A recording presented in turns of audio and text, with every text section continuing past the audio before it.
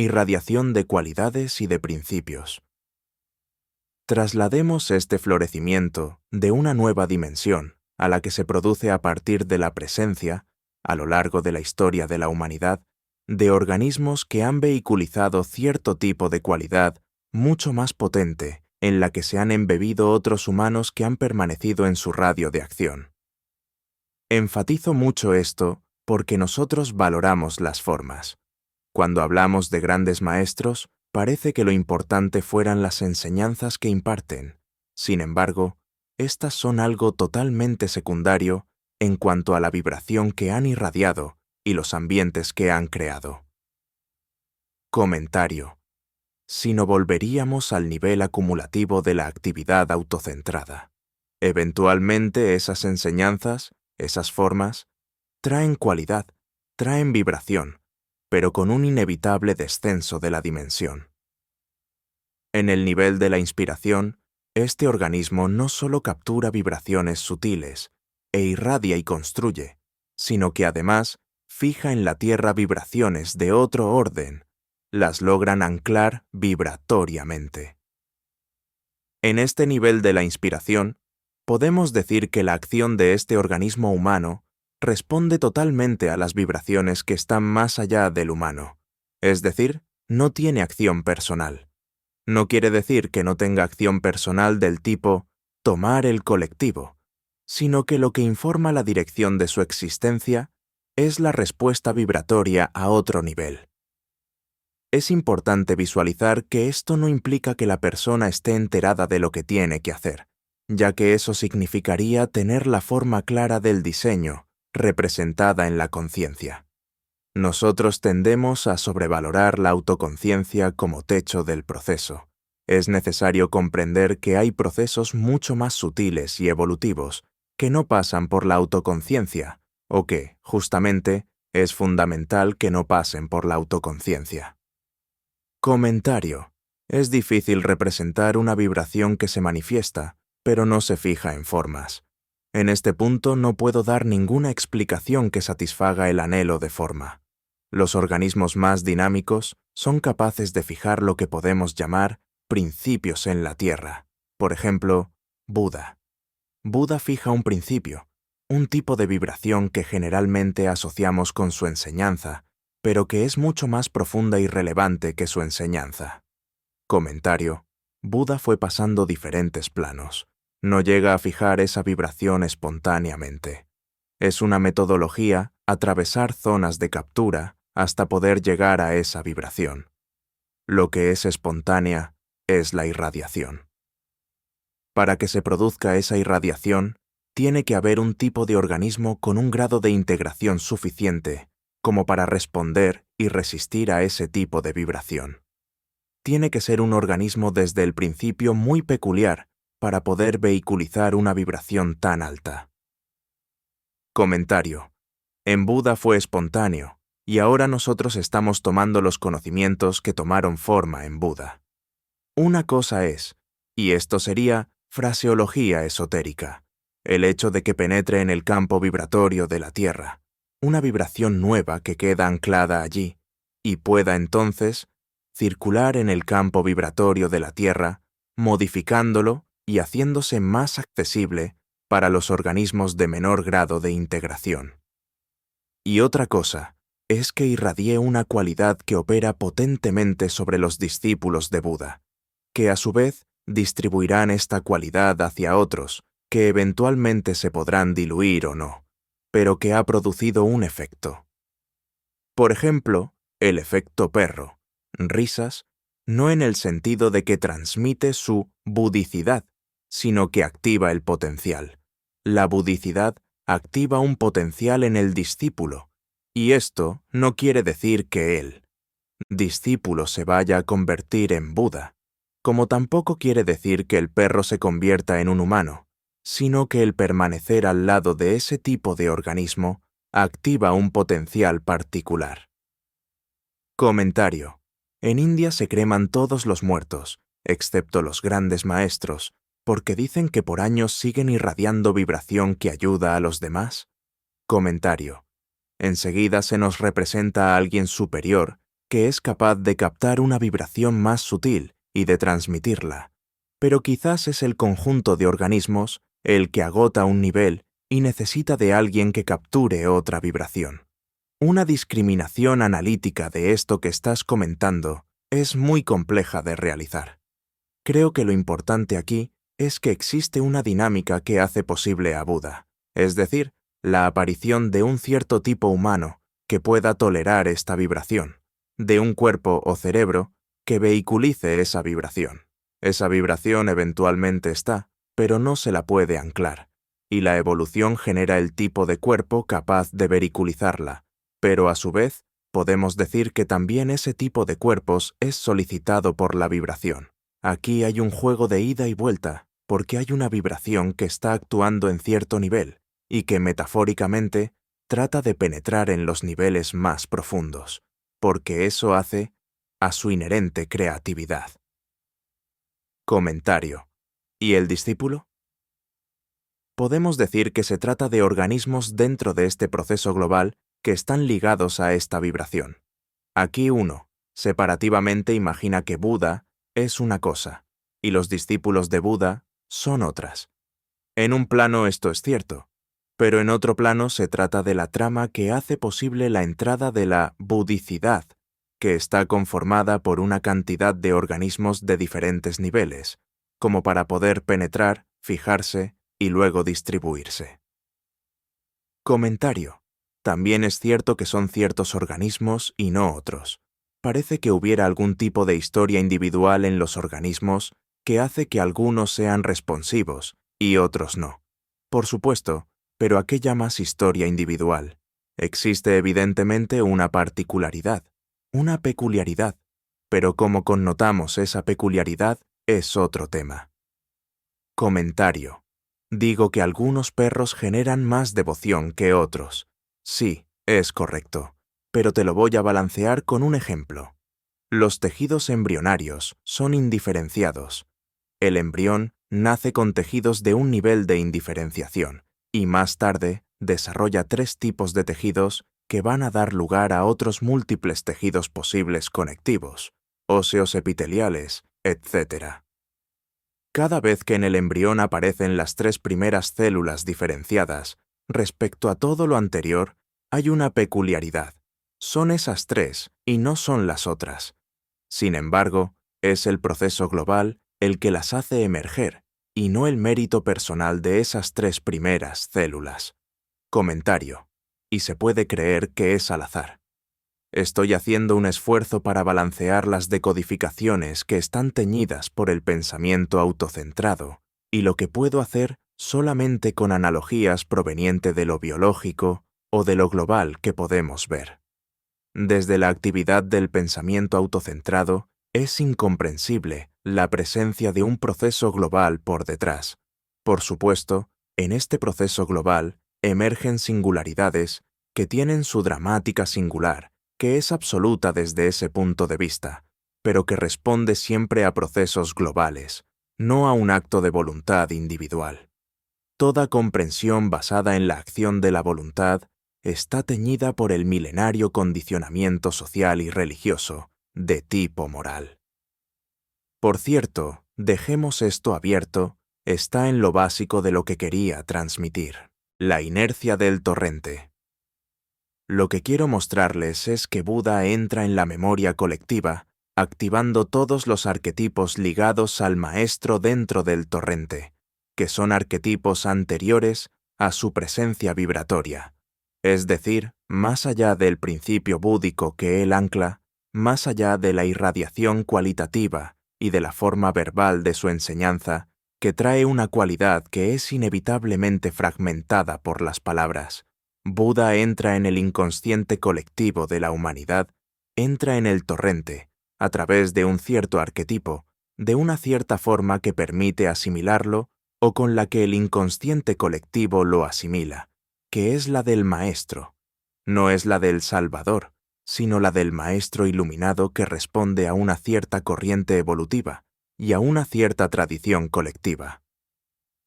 Otro organismo que encarna un principio es Jesús, que trae lo crístico. introduce en el campo vibratorio de la Tierra una vibración que antes no estaba en la Tierra ni en la humanidad, por lo menos en esos niveles. Podemos decir que Cristo tiene que ver con la vibración del amor, la vibración amorosa del amor universal que va más allá de las diferencias, principio que lleva a que todos los humanos podamos coexistir en el mismo planeta. Este es realmente el primer efecto de la irradiación crística, más allá de las iglesias o las religiones organizadas. Comentario. Pero en el sistema hay una protesta. No sé si decir protesta, pero sí una reacción, porque ese principio va a alterar patrones. A su vez, el torrente lo absorbe a partir de lo conocido. Lo crístico, más allá de su vibración, entra a través del arquetipo del Salvador, que es muy anterior a él. Este tiene un alto contenido totémico en el sentido que circula como comer y beber, esta es mi sangre y este es mi cuerpo, y que representa un arquetipo muy básico. El del tótem, el de la circulación del cuerpo del tótem, el animal totémico que es comido por toda la tribu. Comentario, en cuanto a vibración, ¿es lo mismo la crística que la búdica? No, son dos vibraciones muy cercanas pero diferentes. Por ahora dejémoslo así. Risas. La vibración búdica es totalmente impersonal. La vibración crística viene en un envoltorio personal. Viene como Padre Nuestro. La vibración búdica es atea, pero podemos decir que son dos aspectos distinguibles de la misma vibración, el segundo rayo. Para abrir esto un poco más, estas penetraciones modifican el torrente y permiten el desarrollo y la integración acelerada de muchos organismos. Acelera el proceso evolutivo creativo tanto Buda como Cristo, como otros organismos, quizás menos visibles. Más tarde el mismo principio reaparece bajo formas diferentes. En este sentido, Krishnamurti encarna el mismo principio que Buda y la misma vibración que Buda, de allí que muchos dijeran que era la reencarnación de Buda. Esta es la manera de interpretar de cierto tipo de tradición. Lo que personifica va a decir que es la misma persona que vuelve, pero podríamos decir que es el mismo principio vibratorio, la misma corriente vibratoria, que vuelve a expresarse con mucha potencia a través de nuevos organismos que pueden vehiculizar eso. Veamos que cuando se manifiesta la energía de Krishnamurti, automáticamente, esta gatilla que se proyecte sobre él el arquetipo del maestro con terrible fuerza. La nueva vehiculización de este principio tiene que hacerse cargo de lo que esa misma vibración excitó en el torrente durante el proceso anterior. Y este es un caso en el que se ve que no solo trae energía, sino que además debe destruir arquetipos, porque hay algo en el torrente que ya puede asimilar esa vibración sin la intermediación del arquetipo del maestro. Si leen a Buda desde esta perspectiva, van a percibir que Buda tuvo que manifestarse con mucho contenido moral, porque esa era la dinámica de asimilación de hace 2500 años. Una guía religiosa moral igual que Cristo. En Krishnamurti aparece la misma vibración, pero sin contenido moral, sin vehículo religioso, sin el arquetipo del maestro, y al mismo tiempo con la potencia suficiente como para quebrar este arquetipo, porque éste se proyecta inevitablemente sobre él. Era su karma, si quieren decirlo de esa manera. En esto que estoy detallando, puede verse cómo se encabalgan procesos, como una fase del mismo permite otra diferente, porque hay una nueva disponibilidad en el torrente provocada por la acción anterior. El principio se puede absorber de otra manera, bajo otra forma, porque hay una cantidad de organismos con un grado de integración suficiente para asimilar la misma vibración de otra manera, porque la absorbieron en otro momento de la manera anterior. Esa absorción permitió una transformación que lleva a esta otra absorción que permitirá otra transformación, y así. Comentario. A través del tiempo, ese principio se va elaborando y transformando, dejando siempre abierto que la globalidad necesita organismos que expresen distintas cualidades y distintos niveles de integración. Tomemos como paradigma de la conversación a los 7 rayos como un tejido de 7 cualidades que son diferentes entre sí. Algunas incluso parecen inferiores a otras, y sin embargo, todas ellas son imprescindibles. Es imprescindible tejer con esos 7 hilos para que surja ese tejido. Si se tratara de un hilo solo, el hilo más bonito, entonces el tapiz no podría ser tan creativo. El místico y el científico. Pensemos ahora que la mayor parte de la información esotérica y acerca de psicología esotérica que fue transmitida en los siglos XIX y XX está configurada para ser absorbida por ex-místicos y ex-devotos. Esto es para ser consumida por organismos que tienen un alto grado de desarrollo mental, pero que son portadores de un fuerte residuo de la vibración devocional. El tipo de información que se ha exteriorizado trata de convocar a personas de alto contenido moral y de alta articulación religiosa, pero con un equipo mental nuevo.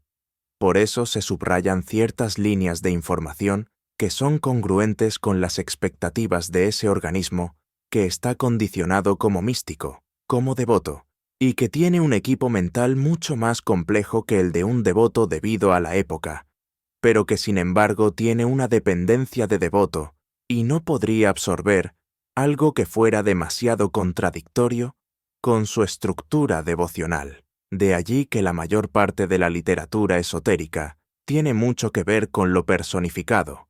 Se mueve dentro de la franja arquetípica ligada a lo personificado, porque eso es atractivo para el conjunto de personas al cual predominantemente va dirigido. Al mismo tiempo, hay cierto tipo de información que también podríamos llamar esotérica, que va dirigida a organismos de mentes más científicas y menos devocional. Sin embargo, en principio, el organismo de mente muy científica o que está organizado muy científicamente no resuena con este tipo de información, pero sí resuena, por ejemplo, con lo que trae Krishnamurti. La mente científica responde muy bien a esa articulación. Comentario. ¿A qué texto o autores te referís? A este tipo de textos en general, Teosofía, Alice Bailey, los Rosacruces, Steiner, casi toda la literatura esotérica, incluso la literatura esotérica más tradicional, está vehiculizada por símbolos cuya primera interpretación es de tipo religioso-moral. Es decir, hace tensión sobre lo religioso-moral institucional, lo complejiza haciendo puente con este tipo de sensibilidad que es la sensibilidad dominante en casi todo el siglo XIX y XX.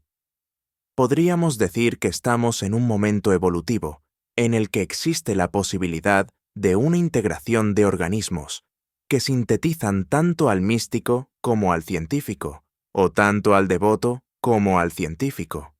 Ambas figuras confluyen en el proceso actual. Luego vamos a ver que esto tiene que ver con la posible coexistencia de un equipo astral elevado con un equipo mental muy organizado. En principio, el místico tiene un nivel astral muy elevado, pero con un equipo mental muy pobre. Tiene algunas ideas dominantes en un equipo mental no demasiado desarrollado, especialmente en Occidente. A su vez, el científico tiene un equipo mental muy desarrollado y un nivel astral inhibido. La articulación de estos dos niveles forma parte esencial del proceso actual. Aquí aparece la psicología moderna como un vehículo que responde a esta articulación y que está siendo puente hacia un nuevo proceso. En esta confluencia que se está produciendo a gran escala, el tercer factor que falta desarrollar es el factor dinámico, el cuerpo.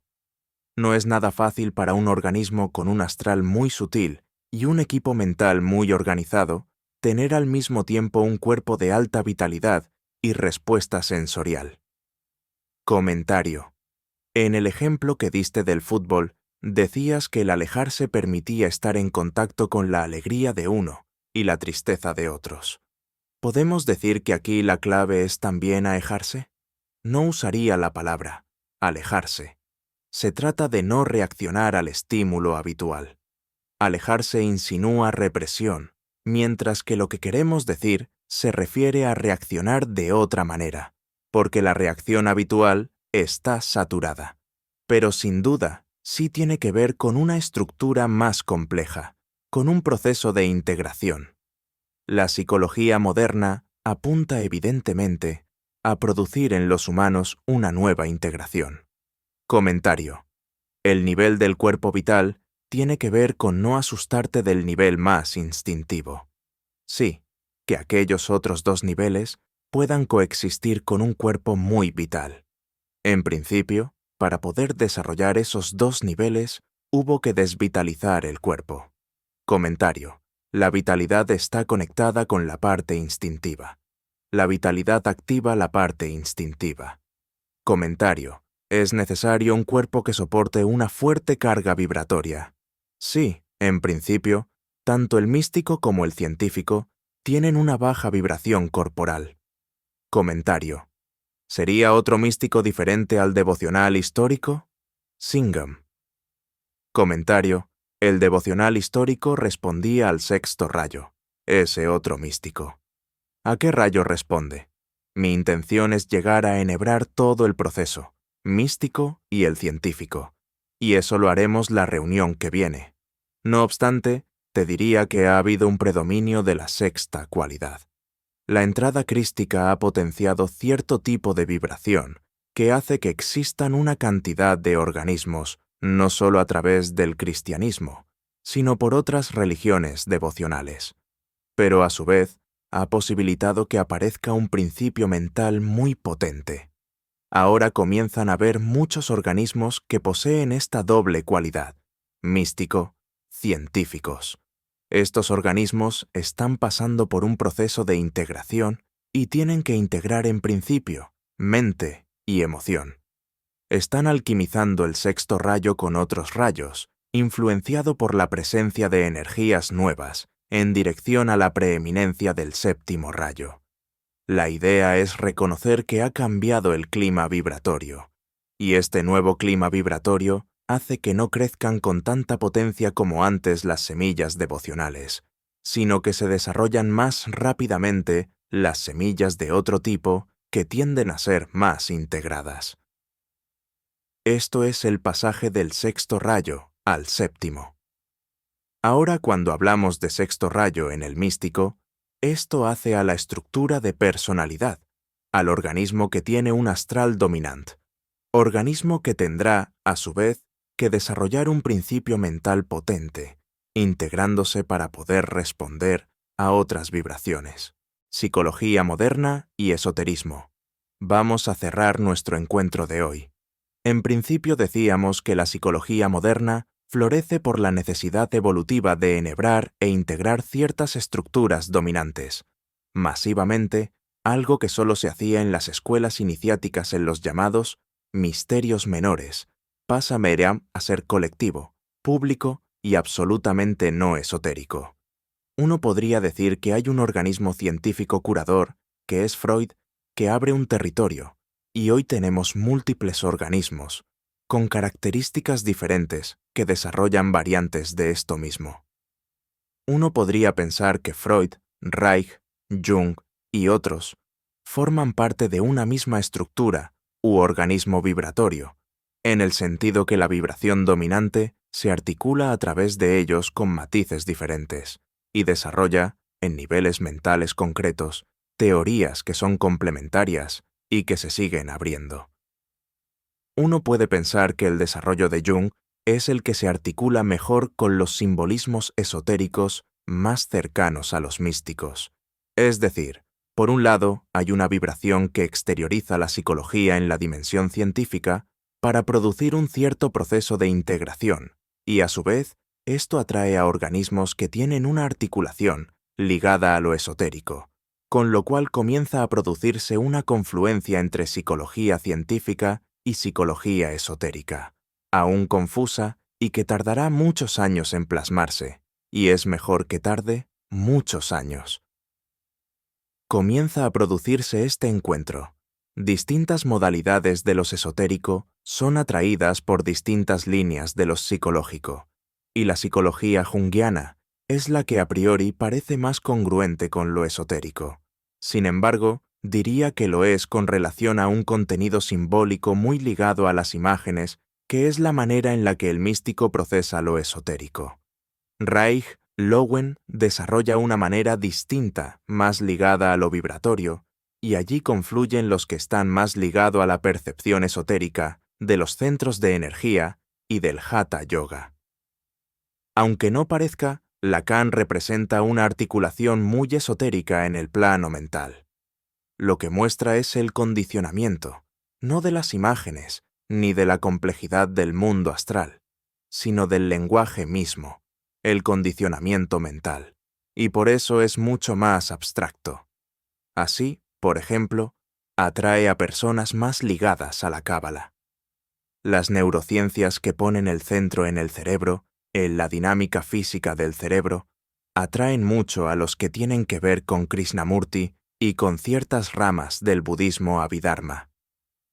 Maturana y Varela son biólogos muy leídos por psicólogos, que tienen que ver con escuelas, ligadas con las neurociencias. El psicodrama tiene que ver con los ritual.